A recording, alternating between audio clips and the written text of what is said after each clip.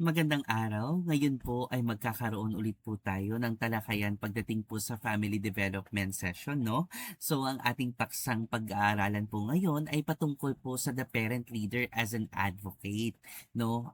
Ibig sabihin po, ang pagiging parent leader bilang tagapagsulong ng advokasya. So, ang advokasya ay ito ay yung mga concern, issues, complaints na dapat nabibigyan ng aksyon, dapat nabibigyan ng solusyon at dapat nakikinabang ang bawat mamamayan ng isang lipunan. Ngayon, bago tayo dumako sa diskusyon ng ating pag-aaralan bilang ang parent leader as an advocate, dapat natin malaman din ang layunin, no? Unang-una dito ay ang maipaliwanag ang kahulugan ng advocacy. Pangalawa, maunawaan ang papel ng parent leader bilang advocate sa sarili, pamilya, at komunidad. Ikatlo, matukoy ang iba't ibang uri ng advocacy. Ikaapat, mailarawan ang mga pangunahing elemento at prinsipyo ng advokasya. Panglima, makapagbahagi ng personal at panggrupong advokasya. Ika-anim, makapagpakita ng commitment sa pagpapatuloy ng advocacy campaign ng SNPP o ang tinatawag na Samahan ng Nagkakaisang Pamilya ng Pantawid at ang Pantawid Pamilyang Pilipino Program. At ang panghuli ay maipakita ang kakayahan sa self-advocacy. So, ngayon, tatalakayin na natin kung ano nga ba ang advocacy. Sabi daw po, ang advocacy ay aktibong pagsusulong ng isang advokasya o adhikain. Pagdating po sa advocacy, ito po yung inilalaban nila, no? Isinusulong nila ang mga issue, ang mga nararanasan nila na mga negatibo o positibo at inire-raise po nila doon sa ating lipunan. Pagdating po sa atin sa Pantawid Pamilyang Pilipino Program, kung may mga sistema na pabago-bago, mga sistemang masyadong nakakaapekto sa pagiging grantee at mga problema pagdating sa cash grants bilang individual, no, isinusulong natin, ipinaparating natin ang issue na ito sa ating parent leader at sa ating city link, municipal link, no. Nagkakaroon po tayo ng aktibong pagsusulong doon pa lamang po bilang advocacy kung saan inire-raise natin ang mga concern, ang mga problem doon po sa ating city link upang mabigyan ng solusyon, ng aksyon at mapabuti ang pagiging isang benepisyaryo ng Pantawid Pamilyang Pilipino Program, no? So ito ay proseso ng paglalagay ng issue sa agenda, pagbibigay ng solusyon, nabanggit na natin, no? At pagkuha ng suporta mula sa komunidad at institusyon, no? Hindi lamang po pagdating sa Pantawid Pamilyang Pilipino Program ang maaari nating lapitan upang mabigyan ng aksyon ang ating mga concerns, no? Ang mga ating issue at problem. Kung saan po narito po ang local government unit, nandito po ang mga barangay official, ang Gender and Development Office, ang mga schools, no? Ang mga outposts, mga purok at iba't iba pa.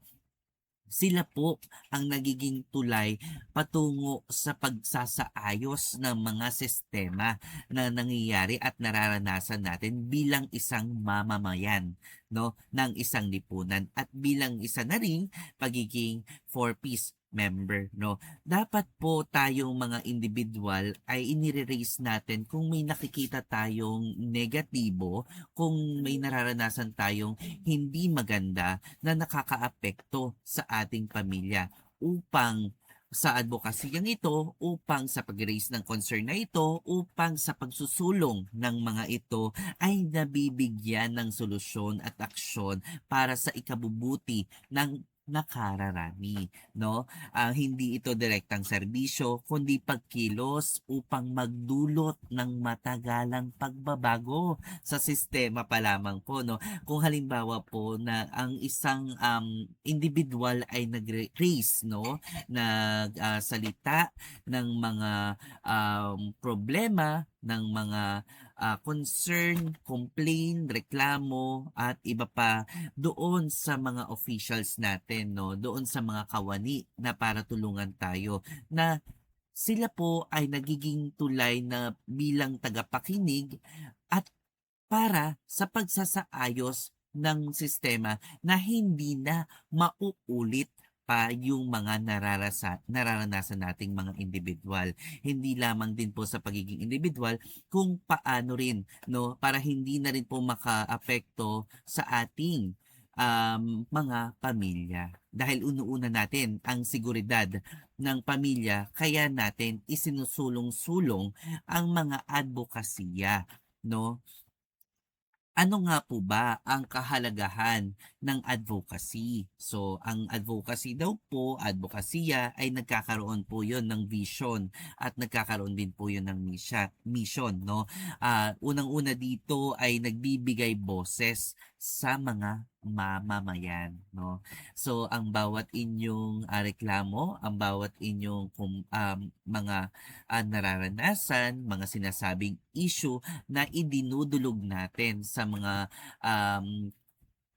parent leader, sa mga city link, sa mga barangay officials, sa mga kawani ng local government unit at iba't iba pang institusyon, ay kayo po ay pinapakinggan. Kayo po ang boses ng lipunan, no? Nagtatanggol at nagsusulong ng karapatan. Lahat po tayong individual ay may karapatan. Kaya kung may nakikita tayong alam naman natin na nakakalabag doon bilang sa ating karapatan, ito po ay nagkakaroon ng pagbabago kapag tayo po ay nagsisimula, no, magsalita, nagsisimula tayong ipagtanggol ang mga bagay-bagay na maaring maging positibo pagdating po, no, sa pagbabago ng isang sistema. Ikatlo, ang panghuli, tinutulungan ang mga individual at komunidad na makilahok sa mga desisyong may apekto sa kanilang buhay.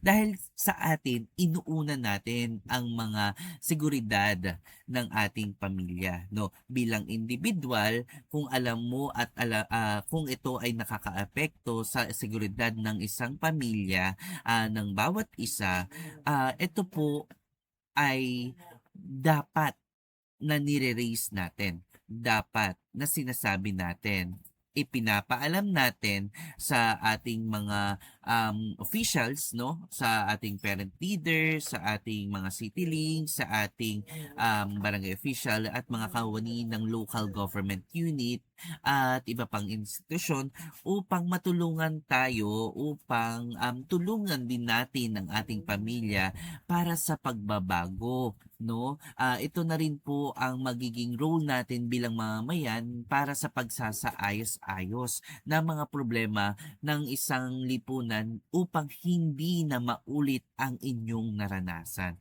'di ba? So, may tatlong uri pagdating po sa advokasya. Narito po yung self-advocacy, narito po ang individual advocacy, narito po ang system cause advocacy, no? Sa self-advocacy, ito ang pagtindig at pagsasalita para sa sariling karapatan at pangangailangan, no? So napaka-importante po na ang pagtindig at para sa sariling karapatan para magkaroon po tayo ng security. Kung alam naman natin na dapat ito ay hindi nalalabag, no? So kung tayo po ay magsusulong patungkol po sa ating advokasya, no? Ipaglaban natin, tumindig tayo, maging boses tayo ng mamayan, no? Ang individual advocacy naman po, ito po ay pagtulong o pagsasalita para sa isang individual o maliit na grupo. Halimbawa po, ang mga CityLink ninyo, sila po ang nagiging tulay bilang isang individual upang i-raise ang inyong mga concern na bilang pagiging grantee ng 4Ps 'no. Nandiyan din po ang mga guro 'no. Kung nakakakita rin po tayo ng mga abuse, ng mga problema ng mga estudyante, ng mga nagka-cutting classes, ng mga hindi pumapasok at nagkakaroon po ng issues pagdating po sa mga hindi pagpasok ng mga ibang estudyante dahil nababarkada at sinasabi natin sa mga guro, sila po ay nagiging individual na tumutulong sa mga mamamayan na tinatawag na individual advocacy. Narito rin po ang system cause advocacy. Ito na daw po ang pagbabago ng polisiya, batas o sistema para sa mas nakakarami. No, dahil po sa pagsusulong-sulong sa self-advocacy, sa pagtulong ng individual advocacy, dito po nagkakaroon ng pagsasaayos at pagbabago sa mga polisiya at batas sistema no ng isang programa, ng isang batas, amendments ang tinatawag doon, at ng isang lipunan. No? So ngayon, iisa-isahin naman natin ang tatlong ito na mga uri ng advocacy. No? Ang advocacy daw po ay ang kakayahan ng isang 4Ps beneficiary na ipaglaban at ipahayag ang sariling karapatan. No? The word karapatan, it's your rights, no? Pangangailangan at saloobin na bilang maging magkaroon ng tindig at boses sa isang lipunan. Dito ang mismong tao ang nagsasalita, no? Kayong mga 4Ps beneficiary, kayo ang dapat magsalita para sa sarili upang maresolba ang kanyang concern o mapabuti ang kanyang kalagayan, no? So, sa tingin po ba natin sa ating pangsarili, ano nga ba ang mga issue ng inyong pamilya na nais nyong masolusyonan? Very good, 'no? Meron tayong kanya-kanya ng mga um, adbokasya. May iba po 'no, na magsasabi na sana magkaroon ng mas maayos na assistance, pagbibigay ng assistance, mapabilis ang pagsasaayos ng mga pila, ng pag-access sa mga tulong bilang isang regular o bilang isang individual na mamamayan ng lipunan. No, may magsasabi po ng ganyan na sana matulungan kami na mabigyan ng negosyo upang matulungan din namin ang mga pamilya namin na maitaguyod ang araw-araw na pangangailangan, na sana mahumaba pa ang mga leave namin sa aming trabaho para mas makasama namin ang mga miyembro, ang mga ah, kasama namin sa pamilya, mag-outing kami, 'di ba? 'Yun yung mga halimbawa po ng mga issue, ng halimbawa po ng mga problema bilang individual na kino-concern natin. Kaya po nagkaroon tayo pagdating po sa mga issue na ito doon po sa isang sa mga buntis, no, na noon po ang maternity leave nila ay higit lamang na iilang araw lang, no, sa Pilipinas. Nung inamend po siya na ngayon po 'no, na naging 105 days na bayad po ang maternity leave ayon po sa Republic Act 11210 o ang Expanded Maternity Leave Law. No, doon pa lamang po sa isang buntis na hindi pa kaya sa loob ng 30 days na makapagtrabaho agad-agaran. Sa kanyang issue na ni-raise to mula sa ibaba patungo sa itaas na nakuha o napakinggan ng ating butihing mga sa ayon sa batas, doon po nagkaroon po ng amendment sa batas para magkaroon po ng mas mahabang leave para sa mga kakapanganak lang para isulong itong maternity leave. Yan po. Hindi lamang po sa babae ha, pati rin po kasama na rin po ang mga kalalakihan, ang mga tatay. Doon po nagkakaroon po tayo ng paternity leave. Ang paternity leave po ay higit kumulang no na 7 days at ito po ay bayad. no, sa unang delivery ng mga kanilang asawa, no? So, eto nga po, nasabi natin yung self-advocacy na ito po ay kakayahan ng isang four-piece beneficiary para ipaglaban ng sariling karapatan.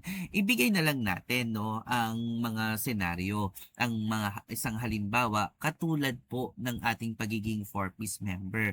Halimbawa po, no, ang isang parent leader ang nagsalita sa ang isang parent leader o ang isang benepisyaryo ang nagtanong at nag-follow up sa barangay o DSWD office tungkol sa delay ng cash grants upang malinaw ngayon si benepisyaryo ay lumapit sa kanyang CityLink, no, nagtanong sa kanyang parent leader at sa kanyang parent leader at CityLink. Hiniling niya na maipaliwanag ang concern pagdating po sa kakulangan o delay ng cash grants. Doon pa lamang po bilang isang individual ay nagkaroon na po ng pagsasaayos, no? Nagkaroon na po ng aksyon at resolusyon na idinulog kay parent leader at idinulog ni parent leader kay CityLink, no? Sa maliit na issue, hindi man natin masabing maliit siya, sa issue doon pa lamang po ay hiniling na maaksyonan, no, na sana hindi na maulit ang ganitong pangyayari pagdating po sa delayed ng cash grants.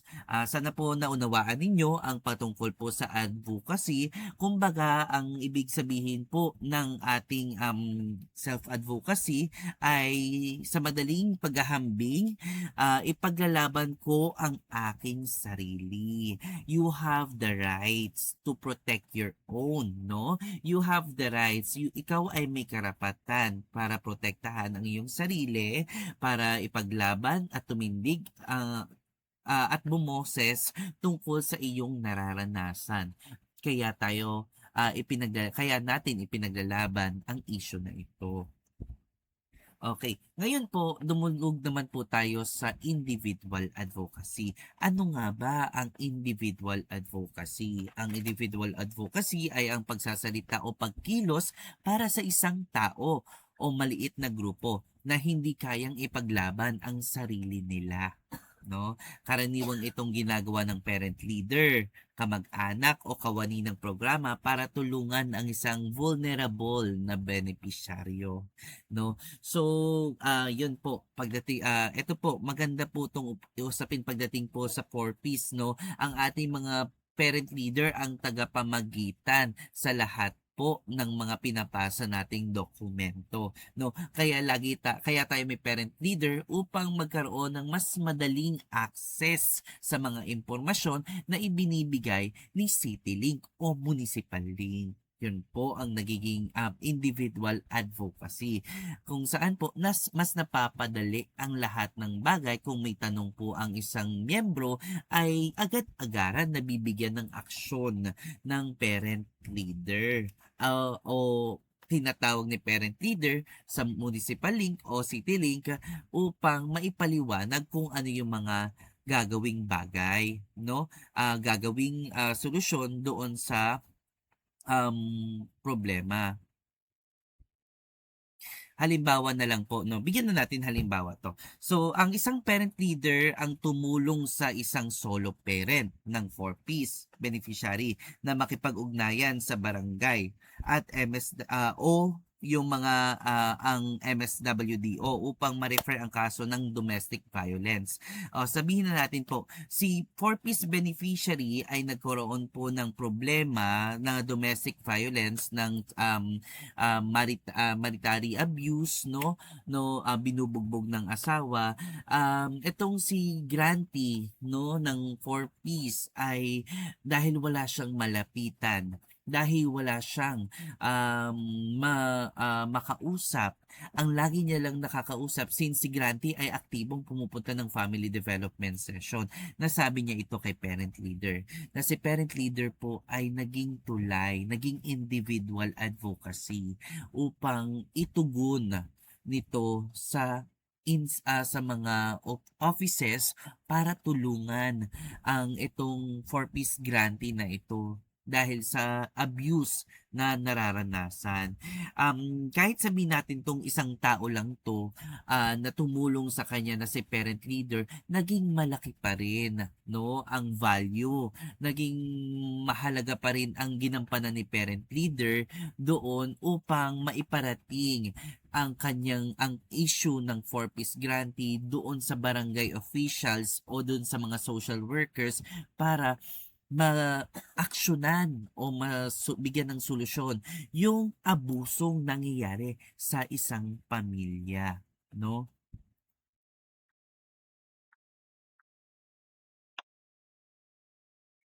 Doon naman po tayo sa system cost advocacy. Sabi daw po, ang system o cause advocacy ay nakatuon sa mas malawak na pagbabago tulad ng polisiya, programa o sistema na nakikinabang ang mas maraming tao. No? So doon pa lamang po mula sa self advocacy, no? Sa individual self advocacy, individual advocacy, narito na tayo sa pagsasama-sama ng inyong dinulog mula sa individual, mula sa naging tulay, mula dun sa mga institusyon na ibago ang pagsusulong ng mga sistema para sa kaayusan ng isang programa at polisiya, no? Ito ay sama-samang pagkilos upang maresolba ang ugat ng problema, hindi lamang ang isang kaso, no? So sa atin noon, no, noon ang mga four-piece beneficiaries ng old sets, sila po ang mga pumipila para matanggap ang kanilang mga cash grants, no, sa bangko o kaya sa mga payout centers. Ngayon po ay nagkaroon po ng mas maayos dahil sa paulit-ulit na pagpila, haba ng pila, pagod, sakit, init, ulan na nararanasan ng ating mga four-piece beneficiaries, kinoncern nila na maging accessible ang pagtanggap nila ng cash grants. Kaya tayo nagkaroon ng Land Bank ATM. 'Di ba? Sa isang concern sa maliit na issue na nararanasan natin, no, na tayo po bilang isang individual upang maiwasan natin ang pagbiyahe, ang pagpunta na ngayon natanggap na natin at ngayon nagbago ang sistema na ang lahat tayo ay naging accessible sa pagtanggap ng cash grants, no? Doon nagkakaroon ng sistema. So ngayon, nasabi na natin no ang system and cause advocacy. Nasabi na natin ang individual advocacy at nasabi na natin yung self-advocacy. Sa madaling paghahambing ng tatlong ito, no? Ang tatlong ito ay kapag sinabi nating self-advocacy kasi nasabi natin na ipaglalaban ko ang aking sarili, pero sa individual advocacy, ipaglalaban kita. No? So, panghuli, sa system and cause advocacy, babaguhin natin ang sistema para sa lahat. Ang ganda pakinggan, no? Ng tatlong ito, ng advokasya, na ipaglalaban ko ang aking sarili, ipaglalaban kita, at babaguhin natin ang sistema, no? Ibabaguhin natin ang sistema para sa lahat. Ang tatlong uri ng advocacy na ito ay magkakaugnay at mahalaga sa buhay ng 4Ps beneficiaries. Ito ay nagsisimula doon sa self-advocacy nang lumalawak papunta sa individual advocacy at humahantong sa pagbabago ng system advocacy kung saan ang boses ng bawat benepisyaryo ay nagiging bahagi ng mas malaking pagbabago para sa komunidad. No, lahat tayo ay nakikinabang, no, sa isang simpleng concern, sa isang issue, sa isang problema na naranasan natin. Nagbabago ito kapag ating boses. Tayo ay tumitindig, tayo ay nagiging lumalaban para sa ating karapatan. Doon pa lamang po maganda ang nagiging resulta para sa lahat. Ngayon, so ano nga ba ang papel ng parent leader bilang advocate, bilang tagapagsulong ng mga advokasya? Sila po, ang mga parent leader ay nagiging tagapagsalita ng pamilya at komunidad. para mas mapadali ang access, no? So, kasi sila po ang nagiging monitor ng inyong grupo para isahan, no? Isahang pagdulog para kay CityLink, no? Sabihin na natin sa isang grupo meron tayong mga 27 to 40 na mga members. Hindi natin maisasaayos agad-agad kung paisa-isa ang concern ng grupo.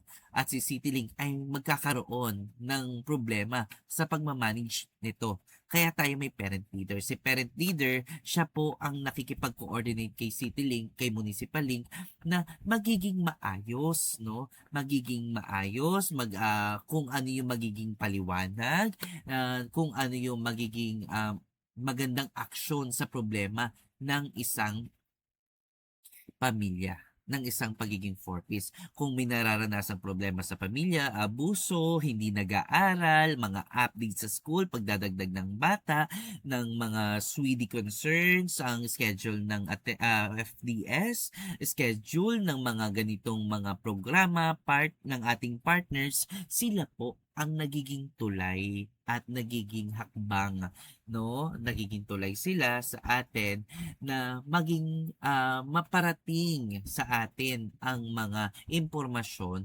ng mabilis, no? Sila rin po ang tagapag-ugnay sa local government units, sa mga ahensya at iba't iba pang mga organisasyon. At nagiging modelo sila ng tamang pakikilahok, no? Pagiging aktibo sa isang sa grupo at may paninindigan. Kaya napapansin natin na attentive, participative ang ating mga parent leader. Sila ay modelo ng katatagan at tapang at gustong mabuhay or umalpas sa kahirapan, no? Mula sa bago maging mula sa pagiging mahirap bago maging 4Ps beneficiary at ngayon natututo buwan-buwan sa ating family development session, no? So ngayon po mas papanoorin po natin kung paano mas tatalakayin pa natin, no, kung paano naging institusyon, no, ang Pantawid Pamilyang Pilipino program, no, bago kayo nagsimula at bago kayo naging benepisyaryo ng 4Ps. Mahaba po ang naging proseso ng Pantawid Pamilyang Pilipino program bago to naging isang batas, no, na batas ng Pantawid Pamilyang Pilipino Program Act, Republic Act 11310, no? Malaki rin ang naging layunin ng SNPP sa pagtataguyod ng ating batas, no, ng kung nasaan kayo ngayon, kung bakit tayo nagkaroon ng 7 years program, 7 years ng pagiging benepisyaryo sa 4Ps mula sa kilos unlad, maging magkaroon ng access sa lahat, no, ng upang mapabuti ang ating pamilya, no? Ang SNPP po ay malaki po ang naitulong sa atin para maisulong at pirmahan ang batas na ito. Ngayon po, tatalakayin natin. Ngayon po, papanoorin natin ang institutional video ng Pantawid Pamilyang Pilipino program o ang 4Ps.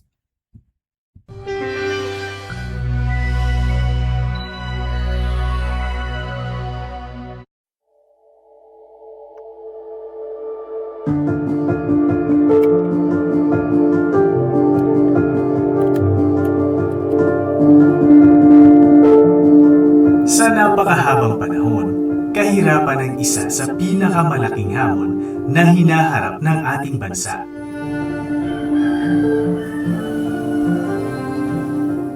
Maraming pamilyang Pilipino ang hirap na makawala sa laylayan ng kahirapan.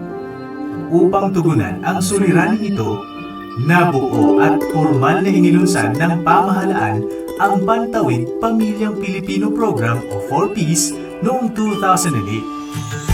Sa pangangasiwa ng Department of Social Welfare and Development, ang 4Ps ang nagsisilbing Social Protection Measure and Poverty Reduction Strategy na nakatuon sa Human Capital Investment. Layunin nitong maiangat ang antas ng pamumuhay ng mga mahihirap na pamilya sa pamamagitan ng pagbibigay suporta sa edukasyon at kalusugan ng mga kabataan. Formal na nilagdaan ng Pangulong Rodrigo Duterte at naisabatas ang programa noong taong 2019, ang Republic Act No. 11310, an act institutionalizing the Pantawid Pamilyang Pilipino Program. Nagsimula ang Pantawid Pamilyang Pilipino Program sa Rehiyon 11 noong 2008. Sa kasalukuyan, meron tayong more than 250,000 program beneficiaries of the entire region. The Republic Act 11310, this is the Pantawid Pamilyang Pilipino Program that provides conditional cash transfer to qualified household beneficiaries. Ang pinaka-goal ng Pantawid Pamilyang Pilipino Program, this is to break the intergenerational cycle of poverty. Ito ay sa pamamagitan ng pagbigay ng conditional cash grants for education and health of our children beneficiaries. Nagbibigay ng conditional cash transfer ang 4Ps sa mga kwalipikadong pamilya at sa mga malugod na pumapayag na sumunod sa mga kondisyon ng programa tulad ng health and nutrition para sa mga batang edad 0 to 5 years old at sa mga buntis.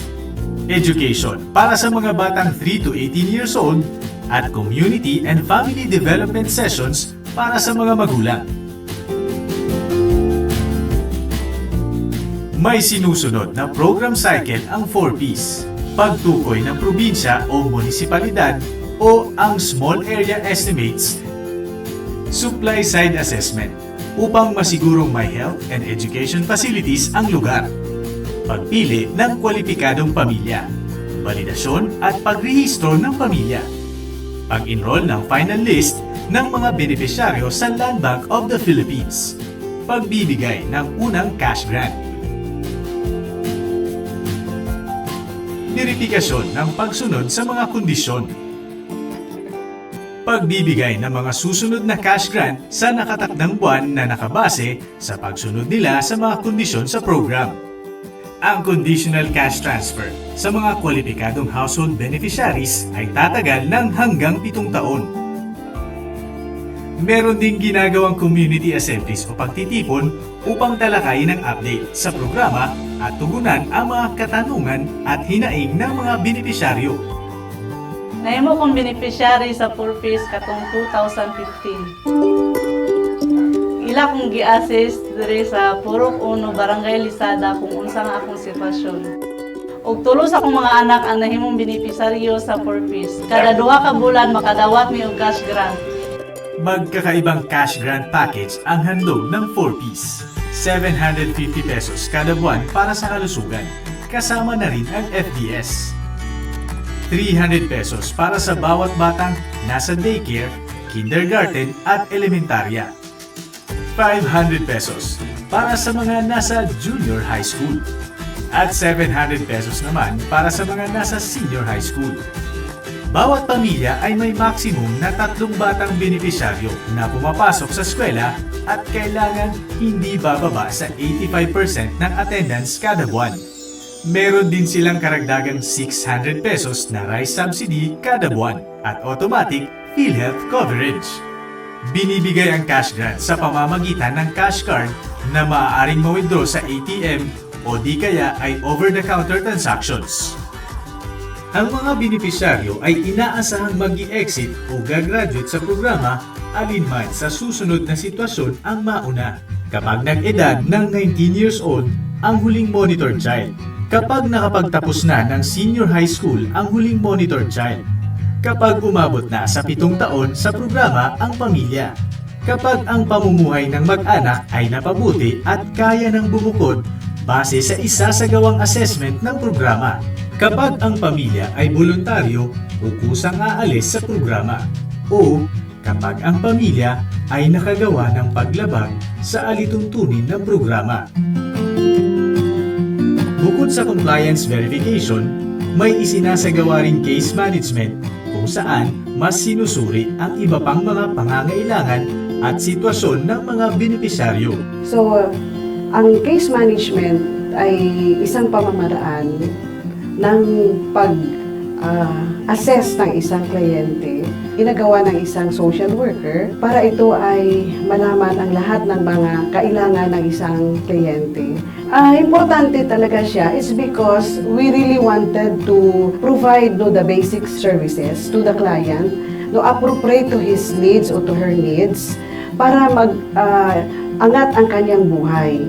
So, importante din siya. It's because magganda ang pagiging karatnan ng isang kliyente kung ang kanyang mga skills, talents, potentials, at mga internal resources ay tugma doon sa mga ibinibigay ng isang social worker sa ating mga kliyente. Hindi lang empowerment ang na-develop, but support system for the client. We are still working on because this is an ongoing process and this is also an ongoing activities of our social workers in the community.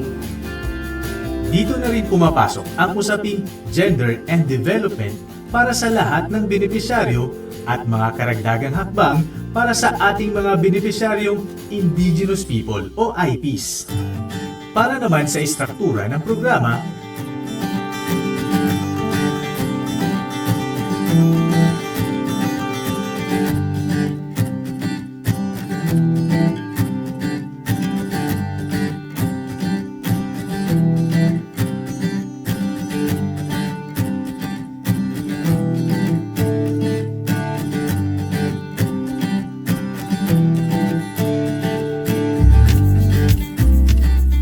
nariyan naman ang Regional Program Management Office para sa pangangasiwa at implementasyon ng programa sa mga rehiyon sa pangunguna ng Regional Director bilang Regional Program Manager. Katuwang ang Assistant Regional Director bilang Regional Deputy Program Manager at ang Regional Program Coordinator.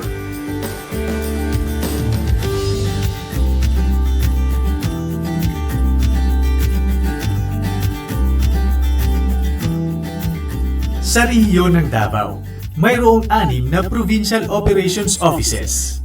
Ang POO Davao del Sur, POO Davao del Norte, POO Davao Occidental, POO Davao Oriental, POO Davao de Oro, at ang Davao City Operations Office na pinangungunahan ng kani-kanilang provincial links. Ang tagumpay ng 4Ps sa rehiyon ng Davao ay hindi magiging posible kung wala ang mga organisasyon, mapapribadong sektor man o ahensya ng gobyerno na katuwang sa mas epektibong implementasyon ng programa. Our message to our program partners, program stakeholders, kami po sa DSWD ay nagre-request sa pagpatuloy ng kanilang pagsuporta sa ating mga program beneficiaries to create greater impact. We have to converge our resources for our beneficiaries to uplift their living condition. We need a coordinated effort. Hindi lang dapat the SWD because we cannot do it alone. And other agencies na kapartner namin, or ang ating mga LGUs ay kasama natin sa paghubog ng ating mga kliyente. We need to push our client and of course to a level that is actually empowered and aware and that they know their rights as Filipino or a constituents of a community. And we are really very happy that our partners are very supportive of this initiative. But we want to continue our collaborations and networking with them because we know that these are the people that will of course help our client in the future.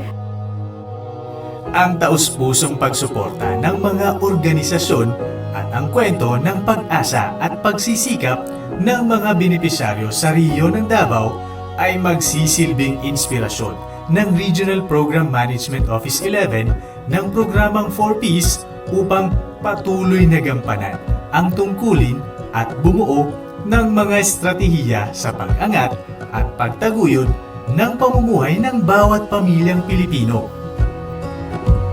Sukad na himo ming benepisaryo sa 4Ps, dako kayo kausaban sa among pamilya. Una na diha ang pag-eskwela sa akong mga anak, pagpalit sa mga uniform o project ug mga uban pang contribution sa eskwelahan.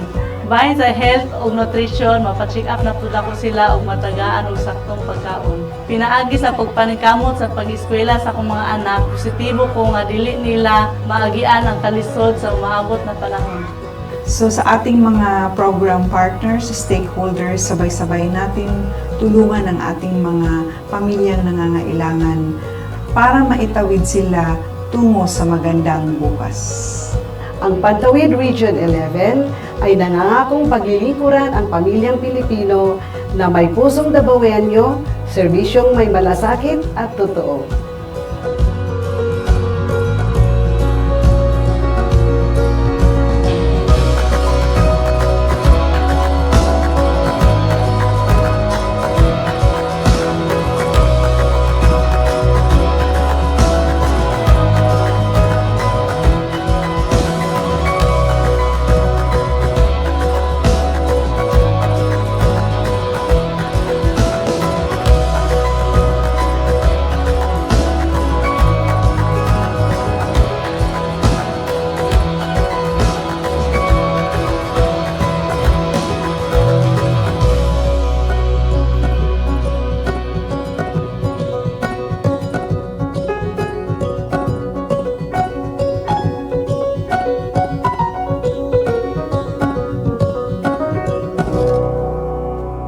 DSWD, katuwang ang mga kapuspala.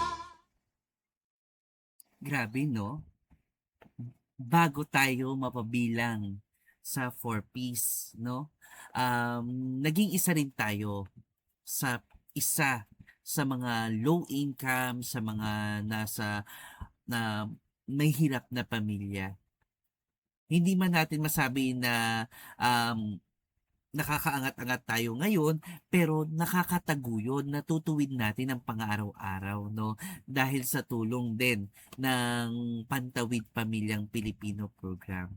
So, ang daming pinagdaanan ni Pantawid Pamilyang Pilipino Program o ang 4Ps bago to naging institutionalized, no? Bago to na isabatas, no? Nakita natin, no, ang pangangailangan ng bawat pamilya pagdating sa edukasyon, pangkalusugan, no? At iba't iba pang mga pangangailangan ng bawat pamilya. Ngayon, sa mula ng napirmahan ni ating former president na Rodrigo Duterte noong 2019 ang pagsasabatas ng Republic Act 11310 o ang Pantawid Pamilyang Pilipino Program Act, no? Kayo, naging masaya ba kayo ngayon nakabilang kayo sa 4Ps? Siyempre, oo, no? Masayang masaya, no? Sabihin nga natin, 4Ps ako. Okay, no? So, mas papalaliman pa natin ang advocacy, no? Ngayon, ang advocacy ay sama-samang pagkilos para sa pagbabago. Yun po ang sinasabi sa ating aralin. Ngayon, meron tayong tinatawag or meron tayong mga uri ng mga advocacy. Pag sinabi natin na ipaglalaban ko ang aking sarili, ano nga po ito? Very good.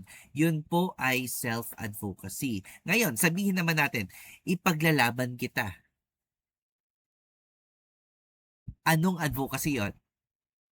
Correct. Ito po ay ang individual advocacy. Okay. So ngayon, ano naman yung babaguhin natin ang sistema para sa lahat? True, that is system cause advocacy.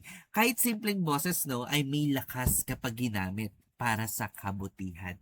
No? Ang parent leader ay mahalagang katuwang sa pagpapaunlad ng komunidad at lahat ay maaring maging advocate sa sariling paraan. Bago tayo matapos sa ating family development session, no, meron tayong takdang aralin o ang inyong assignment na inyong ibabahagi, no, doon po sa ipapasagot nating form na pagkatapos po ninyo mapanood ang family development session natin na online. So, una po ang ating assignment dito ay ibahagi ang iyong self-advocacy sa pamilya. Ano yung mga issues, mga problem na inyong naranasan, mga complaints, dulog na gusto nyo mabigyan ng solusyon at aksyon. Ikalawa po, mag-isip ng issue sa komunidad na nais mong ipaglaban. Ngayon, ang pangatlo po, gumawa ng simpleng advocacy plan. Ano ang magiging advocacy mo? Sino ang gagawa nito at sinong responsableng gagawa nito? Paano ito gagawin? No? Paano gagawin ng iyong ang advocacy na naisip mo? Okay? Ngayon, dito na po natatapos ang ating family development session, no?